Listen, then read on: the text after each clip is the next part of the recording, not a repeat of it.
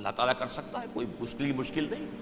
هو علی کل شیء قدیر، اسے ہر شے کی قدرت حاصل ہے. لیکن اصل بات جو ہے میں آپ کو بتانا چاہتا ہوں، یہ ہے سائیڈ ایشو. اصل ایشو ہے فلسطین کا جو شروع ہونے والا ہے. بھٹی دہکے گی وہاں. ظاہر بات ہے کہ اگر کوئی بہت بڑا اقدام ہو جاتا ہے فلسطینیوں کے خلاف، اور اگر واقعتاً مسجد اقصیٰ اور قبۃ الصخرہ گرا دیے جاتے ہیں، جو طوفان اٹھے گا عالم عرب میں، یہ حسنی مبارک ہو یا شاہ خالد ہو یا کوئی اور ہو، یہ نہیں روک سکتے اس طوفان کو. نوجوان خون اٹھے گا، غیرت اور جو بھی حمیت ہے. مسلمان ان پڑھ سے ان پڑھ اور بالکل بے دین، وہ بھی مسجد کی حرمت پر کٹ مرنے کو تیار ہو جاتا ہے. مسجد تو بنا دی شب بھر میں ایمان کی حرارت والوں نے، من اپنا پرانا پاپی ہے، برسوں میں نماز ہی بننا سکا. وہ چاہے کانپور کی مسجد تھی مسلمانوں نے جانے دی ہے، چاہے وہ شہید گنج کی مسجد تھی مسلمانوں نے جانے دی ہے، چاہے نماز نہ پڑھتے ہو.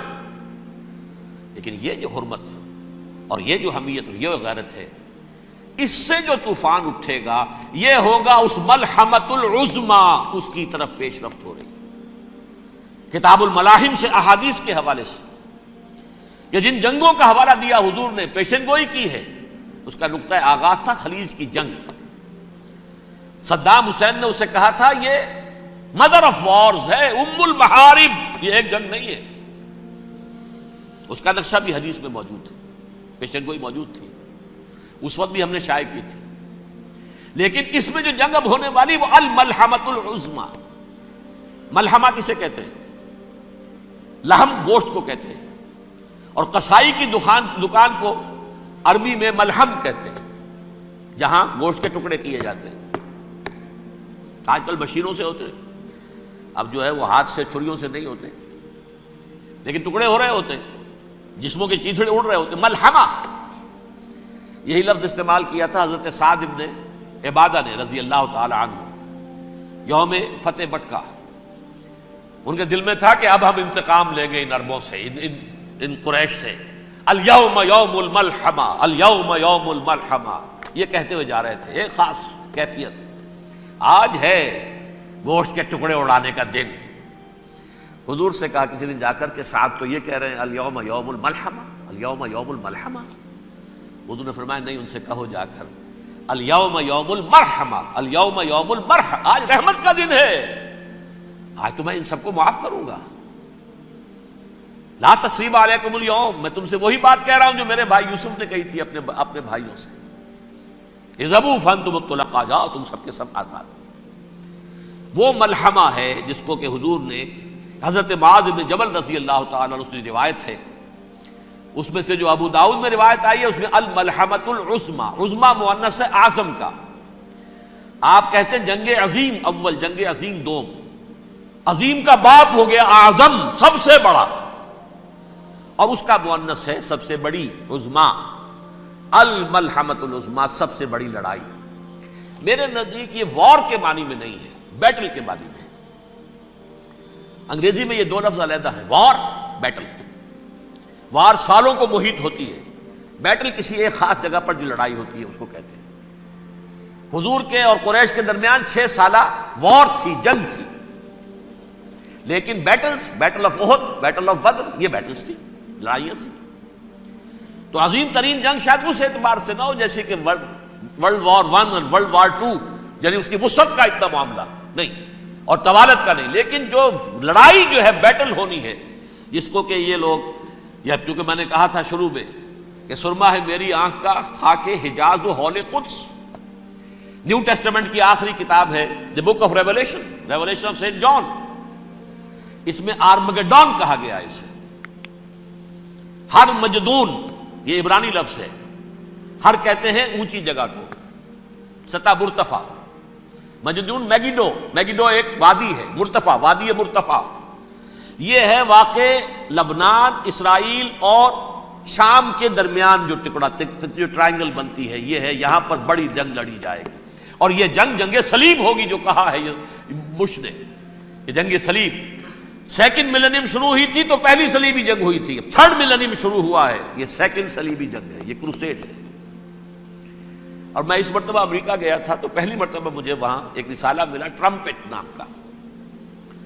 یہ امریکہ کے جو بہت ایکسٹریمسٹ قسم کے پروٹیسٹنٹس ہیں، یہ ان کا رسالہ ہے، اور ان کے بارے میں اب کہا جا رہا ہے وہ کرسچین زائنسٹ ہیں.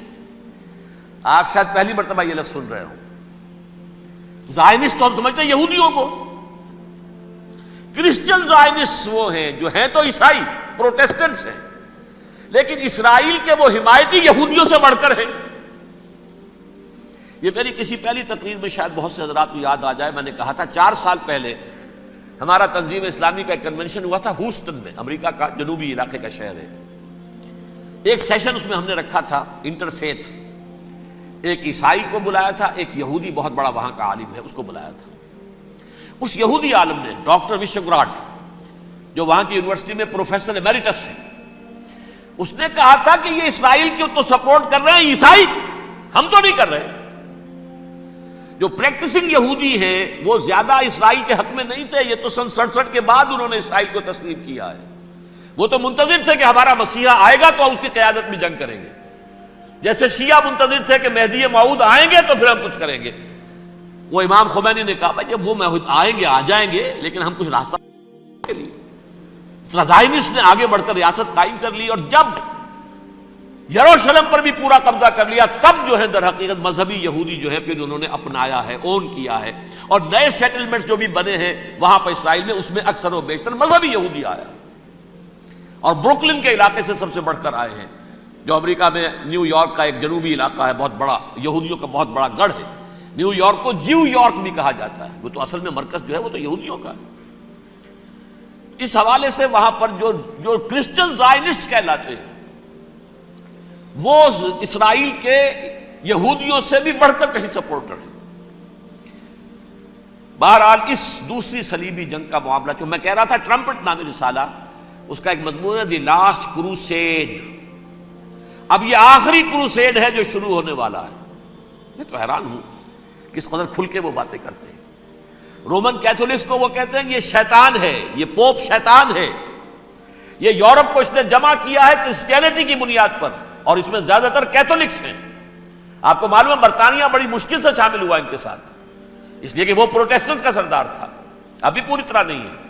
یورپ جو ہے وہ رومن امپائر دوبارہ یہ کھڑی کر رہا ہے، اور در حقیقت یہ جو ہے یہودیوں سے بھی چھیننا چاہتے ہیں اسرائیل کو اور فلسطین کو، اور مسلمانوں سے بھی، اور یہ وہی کروسیڈ جو تھے اربن ثانی کے، اس کی تیاری کر رہے ہیں تاکہ وہاں پر عیسائی حکومت قائم ہو جائے، کیتھولکس کی، پوپ کی حکومت قائم ہو جائے، جیسے ایسٹ تیمور میں کر دی گئی. ایسٹ تیمور میں کون سی حکومت بنی ہے؟ Roman Catholic.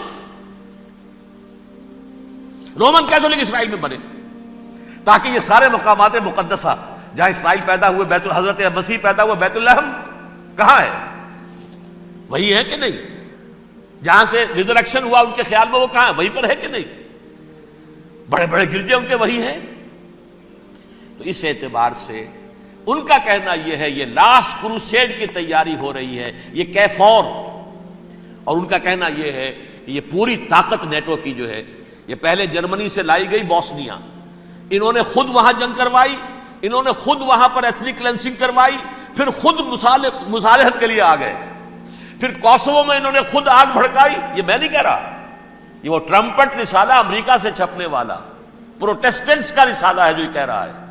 پھر انہوں نے کوسوو کے اندر کروایا، اور پھر وہ وہاں پر پیس فورس کی حیثیت سے آ گئے. اب وہ میسیڈونیا میں کروا رہے ہیں اور وہاں داخل ہو گئے ہیں. اگلا قدم ان کا سائپرس ہوگا، سائپرس میں ترکوں کو اور وہ گریکس کو لڑائیں گے اور وہاں آ جائیں گے، وہاں سے ایک چھلانگ لگائیں گے اور یہ فلسطین میں پہنچیں گے.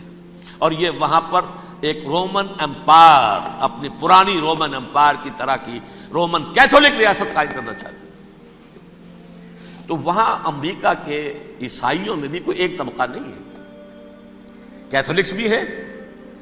کیتھولکس زیادہ نہیں ہے ہمدرد، لیکن اب تابع ہو چکے ہیں. اسحاق ریبین نے جب یہ پیس ٹاک شروع ہوئی تھی، آپ کو یاد ہوگا شاید، کہ جب وہ آیا تھا واشنگٹن سے واپس فلسطین اسرائیل، تو پہلے روم میں رکا for an audience with the Pope, اور پوپ کو اس نے ایک مرتبان سا پیش کیا تھا، حضرت سلیمان علیہ السلام کے زمانے کا مرتبان، اور کہا تھا دیکھیے 3000 برس تک ہم نے اس کی حفاظت کی ہے، اب یہ میں آپ کے حوالے کر رہا ہوں. اس کے بعد سے پوپ جو ہے بالکل رام ہو گیا اور وہ عیسائیوں کے ساتھ اور یہودیوں کے ساتھ ان کا پورا معاہدہ ہو. اب پورا عیسائی ورلڈ جو ہے بعثت مجموعی یہودیوں کے شکنجے میں ہے. البتہ ان کے اندر بھی جھگڑے ہیں. جو وہاں پر وائٹ کرسچن ملیشیاز ہیں وہ ایکسٹریمسٹ ہیں کیتھولکس. ان کے نزدیک دشمن نمبر 1 یہودی، دشمن نمبر 2 مسلمان، دشمن نمبر 3 جو یورپ میں کالے ہیں، ایفرو امریکن، چاہے وہ عیسائی ہو گئے ہوں کوئی بھی ہوں. یہ 3 دشمن ہیں جن سے انہوں نے کلینز کرنا ہے، صاف کرنا ہے ان کے خیال کے مطابق امریکہ کی سوسائٹی کو. اولاً یہود، پھر مسلمان، اور پھر یہ جو کالے ہیں. لیکن دوسری طرف پروٹیسٹنٹس کے اندر ایکسٹریمسٹ وہ ہیں جنہیں کہا جا رہا ہے یہ کرسچین زائنسٹ ہیں، یہ اسرائیل سے بڑھ کر سپورٹرز ہیں. بہرحال یہ اب جنگ ہوگی، اس کا نتیجہ کیا نکلے گا یہ تو اللہ ہی جانتا ہے. اب میں آخری بات کی طرف آ رہا ہوں. آخری نتیجہ تو جو بھی کچھ اپس اینڈ ڈاؤنز آئیں گے. تلک الایام نداولھا بین الناس. آخری نتیجہ ڈراپ سین وہ یہ ہوگا کہ اللہ کے دین کا بول بالا ہوگا اور پوری دنیا پر محمد کے لائے ہوئے دین صلی اللہ علیہ وسلم کی حکومت قائم ہوگی. وہ گویا قیامت کی تمہید ہوگی، اس کے بعد بس قیامت آئے گی. کیونکہ مقصد کائنات، تخلیق کائنات پورا ہو جائے گا. پوری مخلوقات کے اندر مقصد تخلیق، کلائمیکس آف کریشن محمد الرسول اللہ صلی اللہ علیہ وسلم. دین کی تکمیل محمد الرسول اللہ صلی اللہ علیہ وسلم. اور اس خلافت عرضی کے لیے جو حضرت آدم کو خلافت دی گئی تھی، جب اس میں وہ خلافت پوری دنیا پر قائم ہو جائے گی اس کا مقصد پورا ہو جائے گا. And that will be the beginning of the end. اس کے بعد قیامت ہے. آخری نتیجہ تو یہ نکلنا ہے. اس سے پہلے سزائیں ہمیں بھی مل رہی ہیں. اور یہاں میں کانٹے کی بات جو چھوڑ گیا تھا اس کو بیان کر دوں. اللہ نے اس مغضوب علیہم قوم کو، اس ملعون قوم کو کیوں اب تک چھوٹ دیے رکھی؟ میں بتا چکا ہوں یہ بڑے عذاب کے مستحق ہو چکے تھے حضرت عیسیٰ علیہ السلام کے زمانے میں. چھوٹ دی ہے ابھی تک ہے، بلکہ ایک مرتبہ ابھارا ہے. 1900 برس کے بعد ابھرے ہیں یہ. بالفور ڈیکلریشن 1917، سن 70 عیسوی کے بعد، تقریباً 1900 برس، 1850 برس تو ہے ہی کم سے کم. پھر creation of Israel 1948، 1967 extension of Israel, یروشلم پر قبضہ. یہ سارا جو ہے کیوں ہے؟ اللہ تعالیٰ اس خیر امت محمد صلی اللہ علیہ وسلم، اس کے بہترین حصے کو سزا ان ملعونوں کے ہاتھوں دے رہا ہے. کیوں؟ جو جرم انہوں نے کیا تھا وہی ہم نے کیا. انہوں نے اللہ کی کتاب کو پیٹھ کے پیچھے پھینکا. نبذ فریق من الذین اوتوا الکتاب کتاب اللہ وراء ظہورہم. ہم نے اپنی پیٹھوں کے پیچھے پھینکا کہ نہیں؟ کولونیل رول سے آزاد ہوئے، کہیں اسلامی قانون نافذ کیا، کہیں اسلامی نظام قائم کیا. تو جو جرم ان کا تھا وہی ہمارا ہے. اور ہم خیر امت ہیں، اور ہمارے میں سے خیر ترین عرب ہیں. ان پر اللہ کا فضل، ان کی مادری زبان میں اللہ کی کتاب موجود ہے. پھر انہوں نے اللہ کے دین کو پیٹھ دکھائی. جو ملک آزاد ہوا کولونیل رول سے، یا اس نے قبلہ کر لیا اپنا ماسکو کی طرف یا کر لیا واشنگٹن کی طرف. کسی نے مکے کو قبلہ بنایا. یہ بدترین سزا ہے. ویل للعرب من شر قد اقترب. اور ترمذی شریف میں تو یہاں تک روایت ہے، من اقتراب الساعۃ ہلاک العرب. قیامت کے قرب کی ایک نشانی یہ بھی ہوگی کہ عرب ہلاک ہو جائیں گے. ایک حدیث میں الفاظ آتے ہیں کہ حضور نے جب کہا یہ ہوگا یہ ہوگا یہ ہوگا، یہ بربادی آئے گی، تو کسی زوجہ محترمہ نام میں بھول رہا ہوں، انہوں نے پوچھا کہ عرب اس دن کہاں ہوں گے؟ فرمایا العرب یومئذ قلیل، بہت کم. آخری خاتمہ ہونا ہے یہود کا حضرت مسیح علیہ السلام کے ہاتھوں.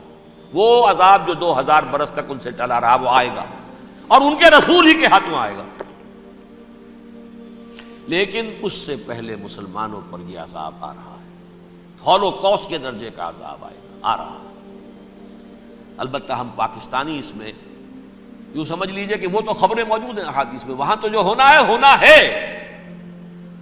اتنے انسان مریں گے، اتنے انسان مریں گے کہ ایک پرندہ جو ہے اڑتا چلا جائے گا، وہ نہیں چاہے گا کہ نیچے اترے تو کسی لاش پر اترے، اسے جگہ نہیں ملے گی زمین خالی کر کہیں اتر سکے، تھک ہار کر گرے گا، مرے گا تو بھی لاش کے اوپر گرے گا.